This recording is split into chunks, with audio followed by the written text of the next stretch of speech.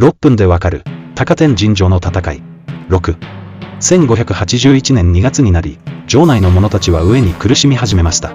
この間も元信は勝頼に援軍要請しますが、援軍がやってくることはありませんでした。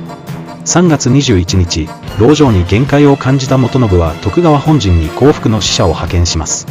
家康は降伏を許しませんでした。信長に降伏を許すなと命令されていたからです。3月22日、元信たちは城を脱出して甲斐国への逃亡を試みます。当然ですが、徳川軍が逃がすはずありません。徳川軍と戦った元信は、壮絶な最後を遂げました。こうして高天神城は、約9年ぶりに徳川の元に戻ってきました。また、勝頼は高天神城を見殺しにした将として、武田領内や他大名に広がったのでした。